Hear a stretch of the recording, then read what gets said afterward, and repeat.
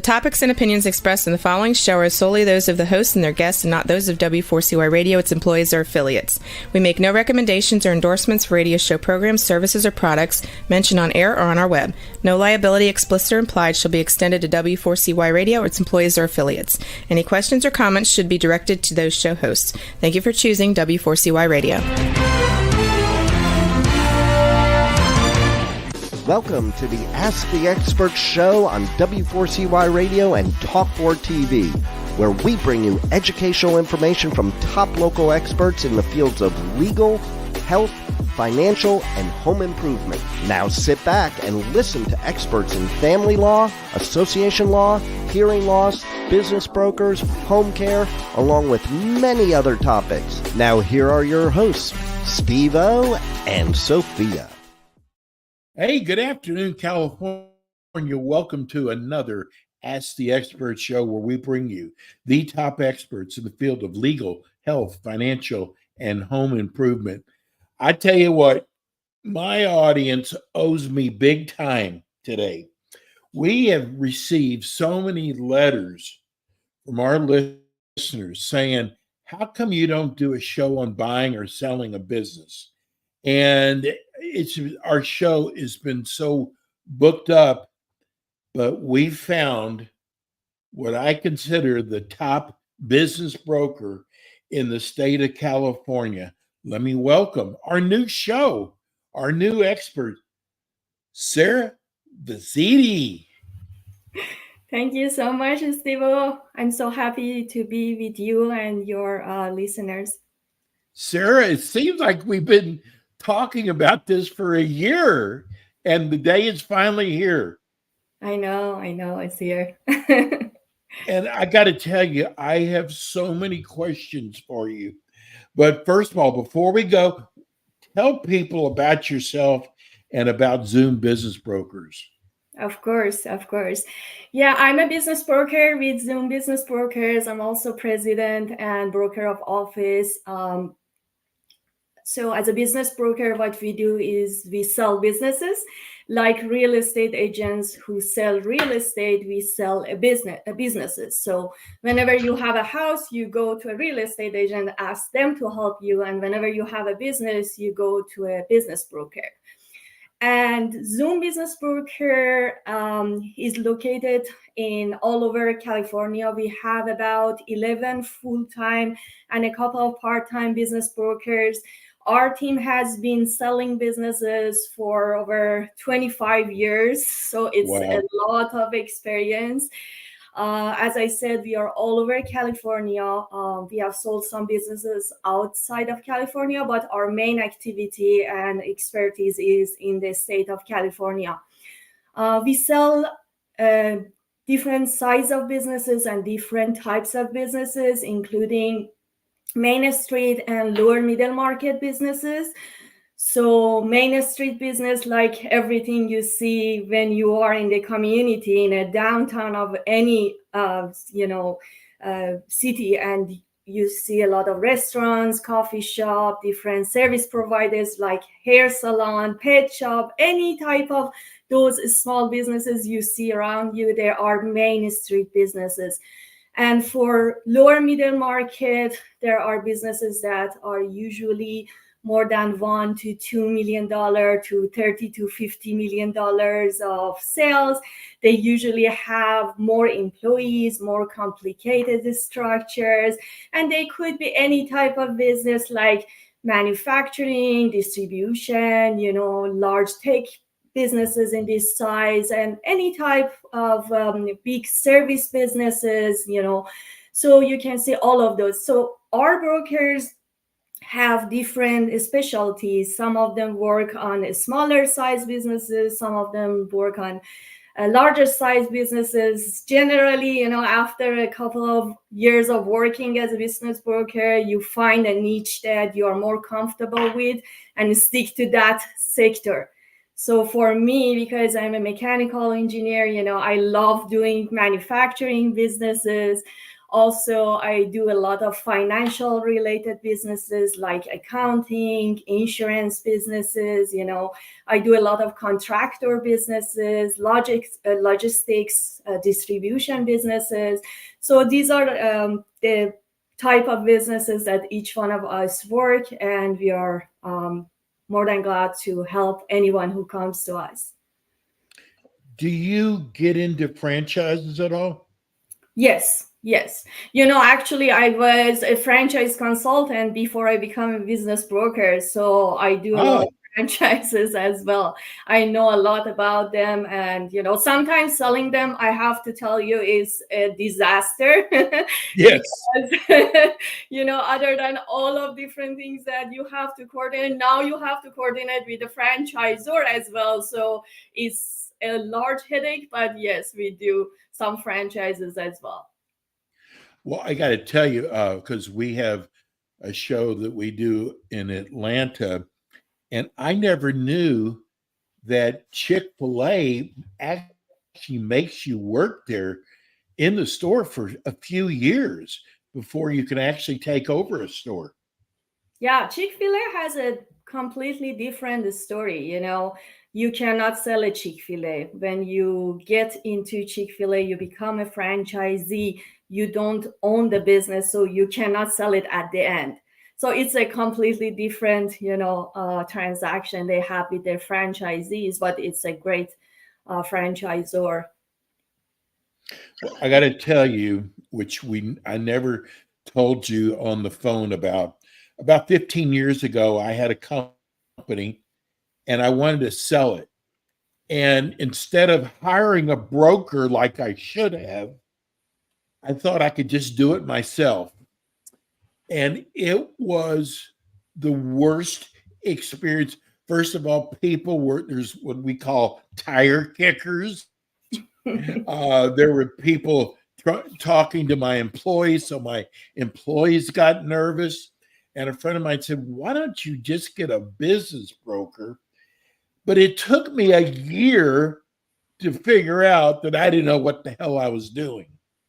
And when I hired a business broker, my whole life changed, because the things that I was doing that was taking me away from my business, the broker could then do that for me. And they brought me true leads.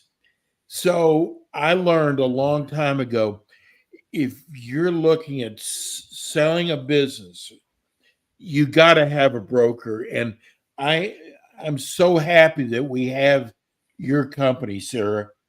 Thank you so much. Yeah, if you just do a search in the internet and look at all of these guidelines to buy a business, one of the first things that they always tell a buyer is that do not go to businesses that a business broker is selling. Go directly to the sellers, because when you are the only person negotiating with the seller, then you are, in charge of everything. But as soon as we get involved, a buyer knows that there are a lot of competitors, so he cannot say whatever he wants. There has been a lot of times that a business owner comes to us, we get involved, and we see that, oh my God, there was a buyer talking to them for 3-4 years. They have been in the business, they have seen everything, and they still don't have an LOI on the table. So, right. The seller got frustrated and then reach out to a broker, please help me. This person tells me that they want to buy. And you can imagine, just the last time this happened, we got involved. And when we pushed the buyer to put an offer, it was very interesting because they have asked to see some information that made it clear for the seller that these people were only looking to learn their business, copy it for themselves in another state. And then at that time, they started connecting the dot. Oh my God, he actually asked that. He had a cousin in that business. So yeah, that was what he was doing.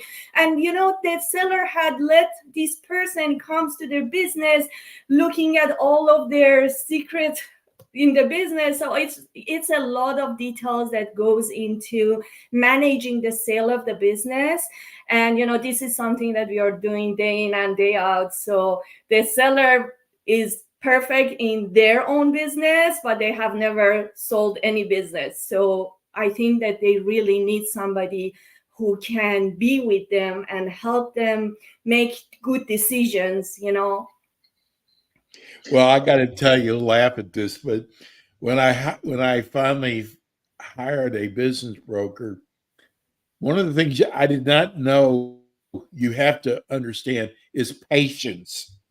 So if I didn't hear from the broker like after 2 weeks, I'm calling him up going, "Did you hear anything yet? Anything go?" When I'm going to be the first person to hear if you've got something happening. But it doesn't happen usually overnight, and it takes time to find a good buyer. And that's one of the things. But tell people don't understand all that you have to do once you sign somebody to represent them. Yeah, sure. So when we start working with somebody, the first step is usually evaluating a business. We want to find out what is the most probable selling price for the business, considering the current market situation. So we want to understand, if we put the business today in the market, what happens? What is that price?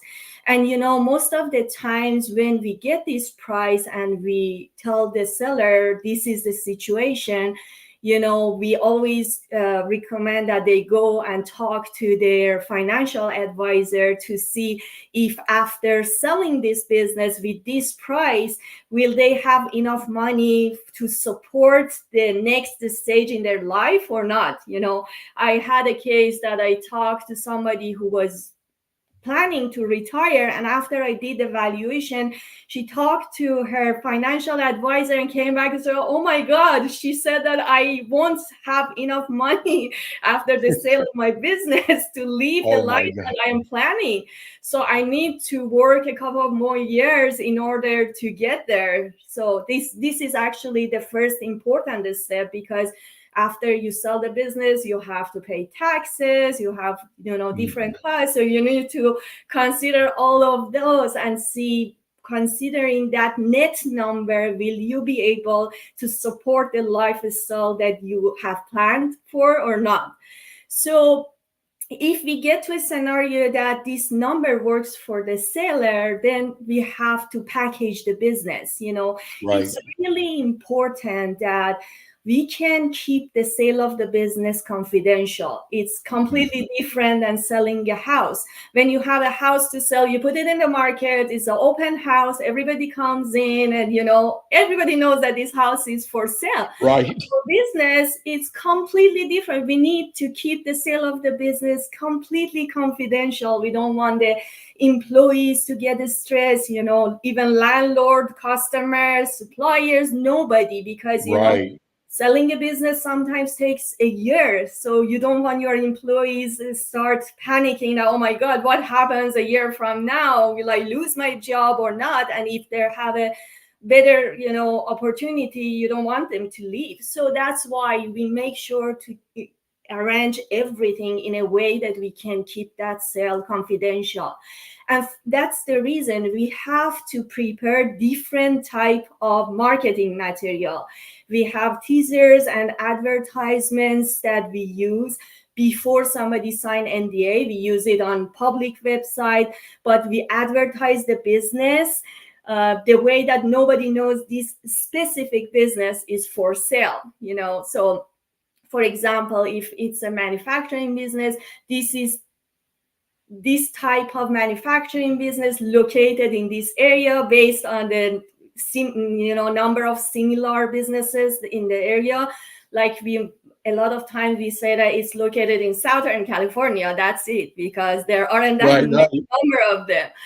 So that's the first bunch of marketing material. Then we have marketing material that after somebody signs the NDA and we make sure they are qualified financially, they have related experience, then we share that bunch of information, which give them some more information, but not that many detailed information, And then we have the third batch of information, which is for the time that somebody puts an offer and they want to do the due diligence.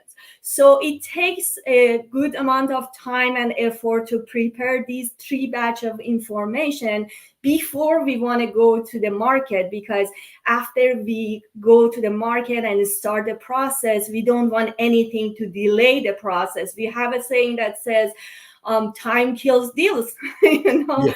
So we want, if somebody comes in, they're interested, we want to guide them to get to the end as soon as possible, because any kind of delay, you never know what happens, and you might. Sarah, let me ask you something. How do you deal? I mean, when somebody's selling their business, it's their baby. Yeah. They've nurtured it for years, so they think their business is worth a lot more. Yeah. Whereas a lot of times you have to tell them your business isn't really worth that much. And if they were trying to sell it themselves, that's one of the reasons why it didn't sell. They had it priced too high. How do you deal with that? Yeah, actually, this is very important aspects of having a business. We had, we always say that the sellers have a kind of emotional relationship for their business that prevents them from selling it. Like, we had a business owner in our team that wanted to sell his own business, and he used another broker's help to sell that, because it's very hard as a business owner to detach yourself because of that emotion you have. But, the fact is that for the buyers, your business is only a money-making machine. That's it. Right. They don't see any part of that emotion. And for that reason, there are a lot of problems when you get into the sale of the business, because it's like your baby, as you said, that you want to separate from. But for the buyer, it's just like a money-making machine. So I want to see the numbers. I want to make sure that it will continue making the money for me. So this conversation is very different from both sides. And I think that we are the one who can kind of make it happen from both sides, reconcile that conversation, I have to say. And there's a lot of negotiations you have to do to make the deal fly at the end. A lot of negotiation. And another thing is project management. We need to manage everything to get to the same point at the same time. The same example I was telling you about, that franchise, so when we are selling a franchise now, other than the SBA lender, the landlord, all of these players in this game, now we have the franchisor. So we have to arrange everything to get to the end point at the same time. If we get to the end point and we don't have one of those items, there is a big delay. And as I said, every delay, you may lose 1 year of hard work. And you know what, Sarah, I tell you what's so amazing about your business. You do so much work up front before you realize one dime. Yes, that's how it works. It's a lot of stress, but at the same time, I think it means that if we accept to work on a business, we really think that we would be able to sell it. Or otherwise, I don't spend my money, I don't spend my time on a business. So it's not like that I tell everybody, just come and let me sell your business. And that's one of the reasons we do that valuation at the beginning, because we don't want to do all the work and get to the point that we have a buyer and seller says, no, this is not the price that I want to sell. We want to make sure this is the price that will work for them. And only in that situation, we start working on a business. Do you have to help them find financing sometimes? Yeah, for most of the buyers, when they need financing, the good thing about our team in Zoom is that, as I said, we have a lot of experienced brokers. And what we do is that in our bi-weekly meeting, and we have bi-weekly lunch together, anywhere that we are local, we always share our stories and our experiences. So we share our experiences with SBA lenders as other providers as well.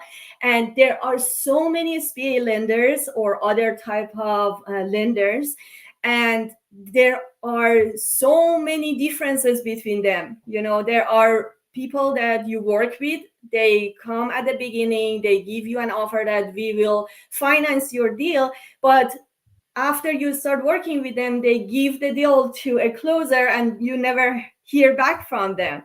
But Exactly. At the other hand, we have SBA lenders that bring you to the end. They are always with you whenever there is a problem.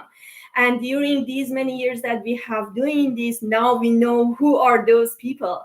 So whenever we have a buyer that needs financing, we put them in touch with one of those SBA lenders. We usually suggest them to talk to more than one, in order to be able to pick the one that they feel more comfortable working with. But yes, bringing good resources is absolutely one of the things that a business broker does for you. Sarah, we've got a couple minutes left. Tell people who are listening or watching right now, why should I hire you? So I want to answer first why you need to hire a business broker from Zoom Business Brokers, and then I'll tell a little bit about me. So the good thing about our team in Zoom is that we work together. Like when you start working with one of us, it's like you are working with all of us, because we share all of our listings together. We share all of our problems together. There is a lot of times that one of us has a seller, one of us has a buyer, we work together. And other than that, we have a policy that we work with all of the CAB members. We have an association called California Association of Business Brokers. There are a couple of hundred business brokers there. There are all of the best business brokers, and every week we share our listings there. So whenever we work with somebody, it's like that all of those brokers are hearing, and if they have a buyer, they might come in. So not every business broker is like that. There are a lot of business brokers, if you go to them, they are not ready to share with a buyer's agent. This is not our policy. We have an open policy. Any of the CAB members bring us a buyer, we work with them all the time. I think this is a really, really big game changer. But also, while we have all of these expertise, we also have the state-of-the-art marketing and all of these CRM system. Like right now, if I have a buyer, I'm talking to you. If somebody inquires on one of my listings, they get an email and a text with link to NDA, and they can sign it. And after my meeting, I'll go and take care of their signed NDA. They don't need to wait for me to contact them and send them link to NDA. So we have a lot of automation that helps in doing our work. So you know what, Sarah, before they kick us off the air, give everybody your phone number. Okay. And your website. Sure. 949-426-5067. And our website is www.zoombusinessbrokers.com. And you have my email under the screen also. What a great job you did. And Sarah's going to be back with us again next month. I've got so many questions for you. This is going to be the greatest show. Sarah, thank you so much. Zoom Business Brokers. Thank you so much, Esteban. And we'll see you all next week with more Ask the Experts. Thank you. Thanks for tuning in today to the Ask the Expert show on W4CY Radio and Talk4 TV. Tune in next week and every week to hear more from our experts on personal injury, insurance, air condition repairs, estate planning, Medicare, and many other topics in the areas of legal, health, financial, and home improvement. See you next week.